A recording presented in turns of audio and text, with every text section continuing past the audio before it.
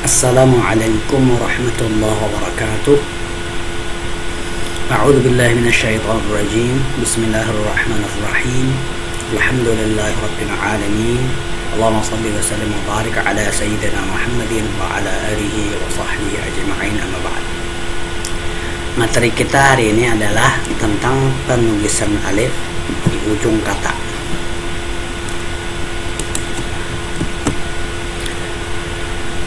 Alif di ujung kata bahasa Arab ada 5 keadaan. Pertama, ia di akhir fi'il. Contoh, roma, da'a, a'ta. Yang kedua, dia di akhir isim mu'rab. Ingat, mu'rab lawannya mabni. Arti mu'rab itu dia mengikuti hukum-hukum baris. Jadi ada marfu', ada mansub, ada majrur. Nah, lawannya adalah mabni yang menetapi satu keadaan saja. Nomor 2 ini alif di ujung kata atau di alif di akhir isim mu'rab, seperti al-fata, al-asa, al-mustafa. Yang ketiga, penulisan alif di ujung kata isim mabni, seperti ana, mahma. Yang keempat, penulisan kata alif di kata bahasa Arab di akhir haraf, yaitu seperti ala, laula. Dan terakhir, penulisan alif di akhir isim a'jami. Nanti isim a'jami isim yang bukan dari bahasa Arab asli, tapi bahasa asing yang diarabkan. Nah, yang 5 keadaan itu ada hukum penulisannya masing-masing. 1 dan 2. Artinya sama hukumnya, 1 dan 2 ini sama. Pada akhir fi'il dan isim mu'raf, jika alif itu merupakan huruf urutan yang keempat, maka ia ditulis dengan huruf ya. Ya, kada bertitik. Artinya urutan dari awal huruf itu dihitung, dia itu adalah nomor urut susunannya itu nomor urut yang keempat, apalagi lebih yang kelima, keenam misalnya. Ada alif pada akhir fi'il dan isim mu'rab, maka alifnya itu ditulis dengan huruf ya. Ya, nang kada bertitik. Perlu diingat, huruf bertasydid dihitung 2 huruf. Seperti lihat hubla. Kenapa alif ini ditulis dengan ya? Karena dia huruf yang keempat. Ha, ba, lam, ya kan? Nah, da'wa ditulis dengan ya. Julla, jumada, mustashfa. Kenapa ditulis dengan ya? Karena dia huruf yang berapa ini? 1, 2, 3, 4, 5, 6. Huruf yang ke-6. Kalau jumada huruf yang berapa alifnya? 1, 2, 3, 4, huruf ke-5. Jadi huruf yang keempat, apalagi lebih pada itu huruf ke-5, huruf ke-6, maka alif ditulis dengan huruf ya. Ini pada isim yang baris pertama ini. Baris yang kedua coba lihat a, o, amla, labba, halla, ata, akha, ihtada, irtada. Semuanya alif ditulis dengan huruf ya yang kada bertitik. Kenapa? Karena di huruf yang keempat, melihat apa keempat, amla, labba. Atau huruf yang kelima seperti ihtada, irtada. Huruf yang keenam bisa seperti misalnya apa? Istalqa. Ya. Nah. Lalu jika karena penulisan alif dengan ya ini membuat terkumpulnya 2 ya, maka ya yang kedua itu ditulis dengan alif. Coba lihat istahya.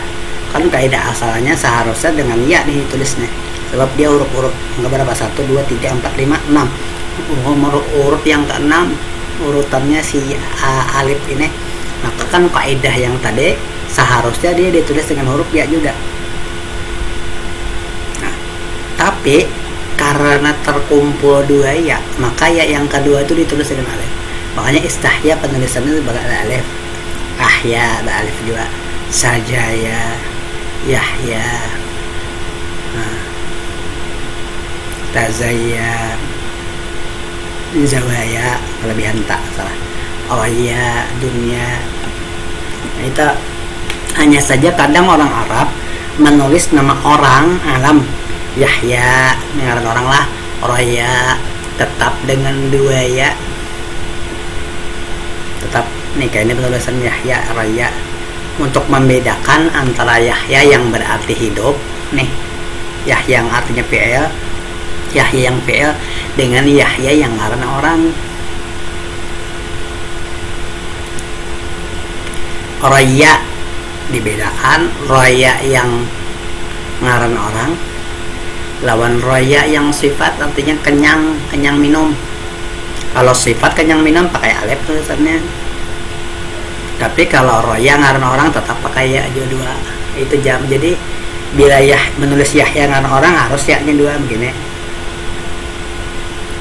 Nah, lalu ada kata-kata wasammaituhu Yahya Yahya falam yakun li raddi qadrillahi fihi sabilu. Ku namai anakku ni Yahya agar dia hidup, ternyata tidak dapat juga menolak ketentuan Tuhan padanya. Nah, wasamaitu Yahya li Yahya aku namai dia Yahya supaya hidup. Nah, berarti Yahya yang kedua itu ngaran orang.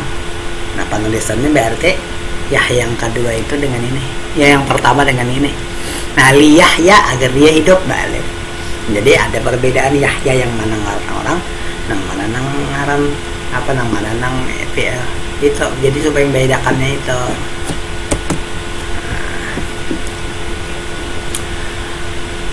Lalu jika huruf alif itu merupakan huruf yang ketiga, urutan ketiga, tadi kan huruf alifnya urutan yang ke-4, 5, 6 lah, maka tetap ditulis dengan huruf ya lah, apapun asalnya wow kayak semua ya, kecuali tak kumpul 2 ya di alif. Tahu tadi lah yang selanjutnya, jika alif itu merupakan huruf yang ketiga, maka dia lalu memperhatikan huruf asalnya. Bila huruf asalnya adalah waw, ya ditulis dengan alif. Bila huruf asalnya adalah ya, maka ya tetap ditulis dengan ya tanpa titik lah. Makanya al-asa begininya, al-asa, al-qafa, al-duja.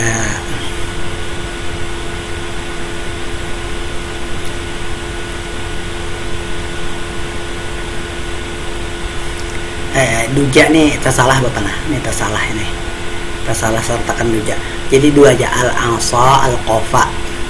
Duja ini tersalah, nah tertulis dengan ya. Jangan ini abaikan lah, duja ini abaikan. Duja ini abaikan. Nah coba lihat, da'a, waza, afa. Coba lihat, ditulis dengan huruf alif karena asalnya adalah waw. Mungkin bila kita musannakan al-asawani, al-qafawani. Nih da'a, da'awa, waza, wazawa, afa. Jadi bila asalnya adalah waw, maka ya ditulis dengan alif.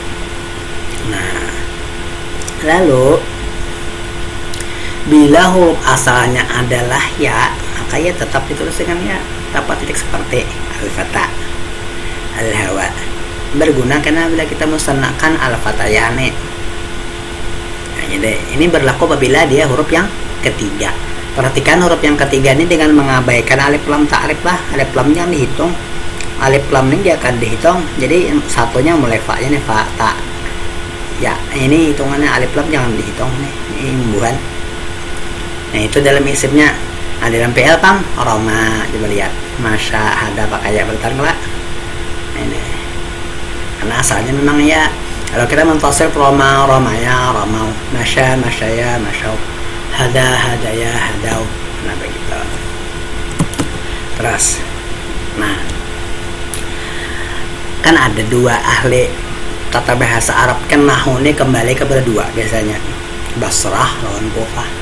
Nah, orang-orang Kufah dan jumhur ahli tulis Arab tetap menulis alif yang asalnya wawu dengan ya bila awal isim itu berharakat dhammah dan kasrah. Coba lihat ini bagian akhir nih, coba lihat di halaman berapa itu Jami'at Durus yang versi Arab di catatan akhir, catatan di bawah. Nah, halaman 155 ini Bapak SS di sini.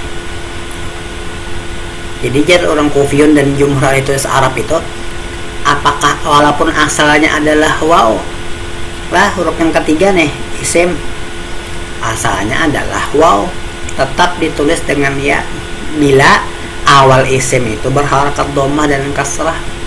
Ini Kufiyun dan jumhur itu Arab. Nah, yang sesuai kias mestinya kan kada kayak itu.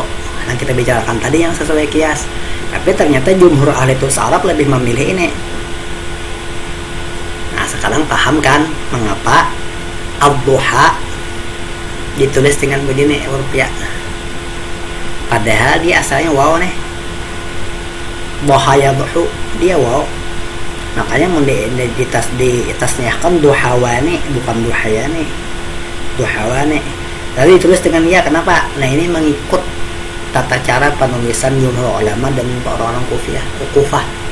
Lah, kenapa? Sebab isimnya itu awalnya awalnya adalah huruf dhammah. Dan gitu juga bila awalnya itu huruf kasrah. Kayak itu juga ditulis dengan ya juga. Nah, ini kayak cuma kita kadang mengikuti ini pang lah, walaupun ini jumhur ulama seperti ini, kita mengikuti yang sesuai kias. Supaya apa? Supaya lebih mudah kita sesuai kias, itu lebih mudah kita menganalogikan lawan yang lain. Baik. Terus 1 dan 2 sudah tadi. Kemudian yang ketiga, jika alif itu di akhir isim yang mabni, ia tetap ditulis dengan alif apa tadi? Isimnya mabni. Di mabni ini posisinya tuh kadang-kadang marjur, mansub, kadang-kadang satu keadaannya nya. Seperti lihat ana, mahma, hada, huna, antuma, huma, ma, lihat semuanya ini kan mabni nih. Maka dia tetap ditulis dengan huruf alif. Pengecualian 5 asalnya alif, isimnya mabni alif tapi ditulis dengan ya. 5 pengecualian dikatakan anna. Ini dari mana, artinya anna dari mana yang agak sedikit menunjukkan ke mustahilan nih. Anna laki hada, dari mana engkau mendapatkan ini wahai Maryam? Anna laki hada, dari mana? Nah, mata, lada, al-ala ini alladzina, jadi artinya alladzina jama kita kada selalu menggunakan itulah alladzina, jadi al-ala ini alladzina artinya. Nah, awan ula wawnya kada banjang, lain ula, lain ula. Ini ya bisa dikatakan maksurnya ula. Nah, ini 5 nih pengecualian yang asalnya alif tetap ditulis dengan huruf ya. Yang keempat, jika alif itu di akhir haraf. Lihat, haraf lah huruf ma'ani. Apa kadang arti huruf ma'ani? Nya huruf itu 2. Ada huruf hija'i, ada huruf ma'ani. Huruf hija'i itu ya alfabet alif, ba, ta, sa, jim, ha, kha, dal atau huruf hija'i, namanya huruf hijaiyah. Nah, lah kalau huruf ma'ani ya huruf yang ada maknanya, huruf jar. Nah, apa itu? Aman, lam, ba. Itu kan huruf-huruf itu. Nah, itu huruf ma'ani, karena huruf bisa makna. Walaupun ini kada tentu anggota hurufnya itu bisa saja 3 huruf ya, kan kayak ala, ila bisa 2 huruf, kayak fi bisa 1 huruf, kayak lam lawan ba, cuma dia punya makna, maka ngarannya itu huruf ma'ani. Dia tetap ditulis dengan huruf alif. Laula, kalla, halla, la, lamma. Wah, pengecualian pula 4 ditulis dengan ya tanpa titik, yaitu ila, ala, bala hatta. Ini tulis dengan alif dengan ya ila. Kenapa? Karena bilanya bersambung lawan domain jadi ilai. Sama nih ala alai. Lah ilaihi alaihi. Ya lagi ditulis dengan ya. Lah itu. Yang kelima,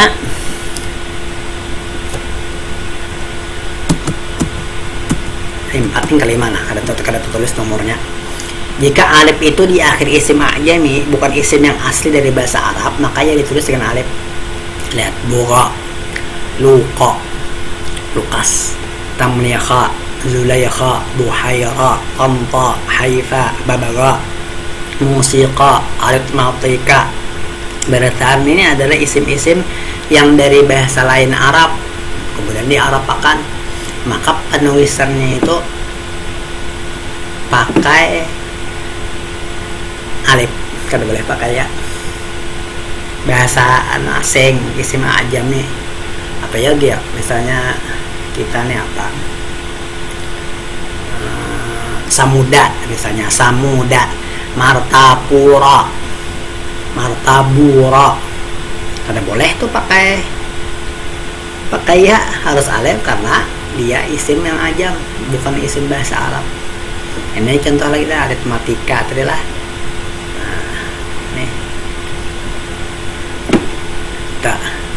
Nah, 4 isim nih coba kecuali kan pulang ada aja pengecualian lah. 4 isim nih nah. Ini bukan dari bahasa Arab nih. Musa, Isa, Matta, Matius artinya Kisra. Nah, ini pakai ya tulisan ini sudah, ini kami katakan yang ini aja. Yang lain pada ini kayak kita Martapura balik tuh. Apalagi Banda balik juga pasti. Karena pengarangnya isim aja nih. Habis tentang penulisan alif.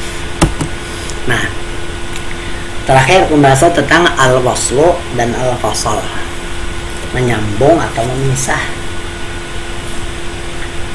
Di antara kata-kata bahasa Arab ada yang tidak bisa jadi permulaan kalimat. Kada boleh kita memulai percakapan, memulai pembicaraan dengan dia.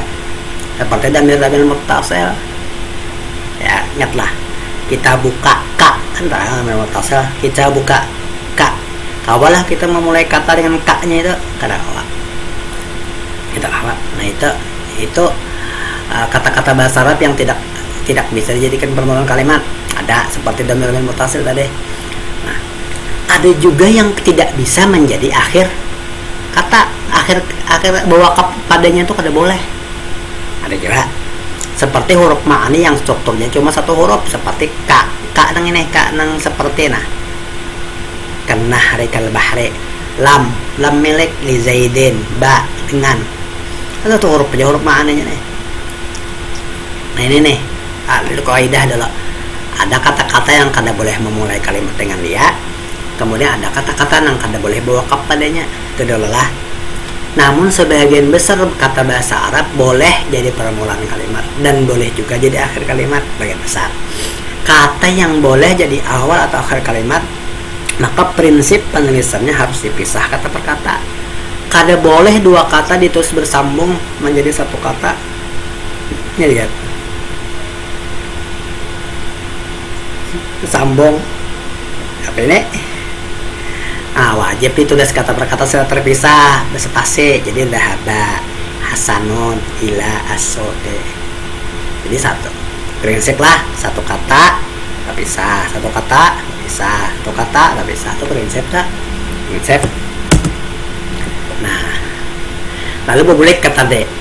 Kata yang tidak boleh jadi permulaan kalimat tadi lah seperti damir muttasil, dua nun taukid, huruf penanda muannas, huruf penanda musanna, dan huruf penanda jamak salim. Maka penulisannya kata-kata di atas wajib disambung dengan kata sebelumnya menjadi, melihat, akramana hasanon. Lihat, ini kan akrama satu kata, naknya satu kata juga lah. Kenapa maka akrama lawan naknya ini maka disambung tulisannya? Karena kada boleh memulai kata dengan naknya ini, dia dhamir muttasil akramana. Jadi penulisannya wajib dia bersambung dengan kata yang sebelumnya. Coba lihat, akramana bersambung lah. Lihat, Itu contoh apa nih? Domir mutasal. Kita buka, lihat ka aja berait lawan ba, ada boleh kita bon satu ka boleh pisah, ada boleh. Kedua contohnya layakunan, lanakunan, nah ini nun yang terakhir nih nun taukid nih, nun taukid berat tasdid, wajibnya berait lawan huruf yang sebelum kata sebelumnya karena dia kada kawa memulai kata padanya lah. Itu apa tadi? Dua nun taukid nan lawan nan ini anna nih. Nah kemudian yang ketiga penanda muannas, coba lihat muallimatun, hubla, bayda, wajibnya bersambung lawan mim ini nih lah. Pada huruf yang boleh berait dua pang. Nah hubla, bayda, wajibnya kada boleh berspasi, kada boleh berspasi lah. Keempat coba lihat penanda musanna, kita bani kolama ini kada boleh aninya ini berpisah pada bab ini, aininya berpisah pada kolam, kada boleh. Wajibnya bersambung dengan huruf yang sebelum kata nang sebelumnya. Itu juga mudarrisun, ini penanda jamak mudzakkar salim, una, ina. Maka unanya wajib berait lawan mudarris, ina wajib berait lawan muslim. Pahamlah?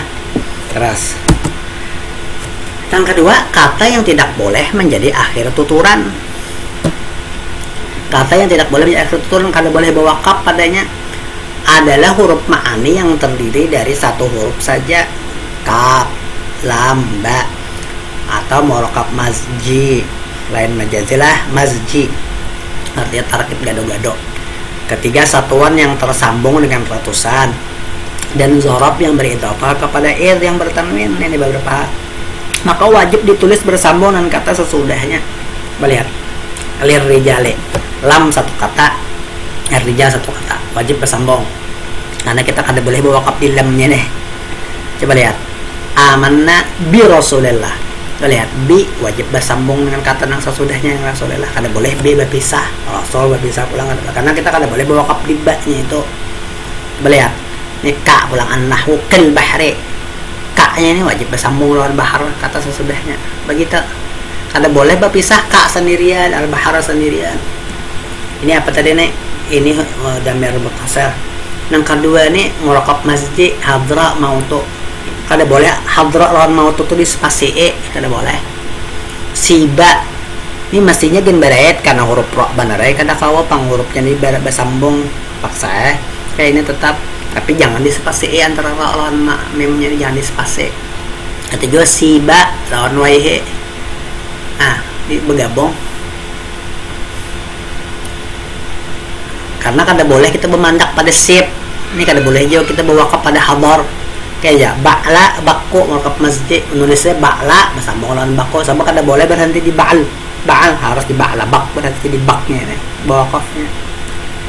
Kayak itu juga satuan lawan ratusan ini, nah satuan berkait lawan 100, coba lihat salah sumi'ah, salah sumi'ah, arba'umi'ah, khamsumi'ah, tulisannya ini bersambung jadi nah. Ini kaidah nang soal yang Yaman lah, nang masih lah mimnya tuh ba'alif. Walaupun boleh juga kalau kita semalam gitu, kan mimnya itu bersambung dengan apa? Boleh juga semalam mimnya itu bersambung dengan langsung aja kada sudah alifan, langsung aja bersambung aja. Nah semalam itu boleh dua. Ini kita umpat pendapat nang yang Yaman ya, tetap salah sumi'ah, sab'umi'ah tetap seperti ini nah. Salah so-nya itu berait lawan mi'ah. Kenapa? Karena kada boleh kita bermandak di salas. Kada boleh bawa kap di salas nih. Salah sab'umi'ah sama anu mi'ah. Terakhir yauma ir, yauma lawan ir. Kada boleh dipisah, wajib bersambung. Itu kaidah. Lah. Nah, namun selalu saja ada pengecualian dengan alasan atau tanpa alasan. Beberapa pengecualian terakhir, coba lihat. Uhibbu asdiqai wala siyama Zuhairin ni'ma ya'udzukum bih. Ini ada nang mestinya terpisah, tapi orang Arab sepakat di satu wakan. Apa yuk? Nih siyama, siyama nya siya ini artinya mithla. Ma ini bisa zaidah, bisa isi mausul lah. Makanya kena Zuhairin bisa Zuhairun, bisa Zuhairin bacanya.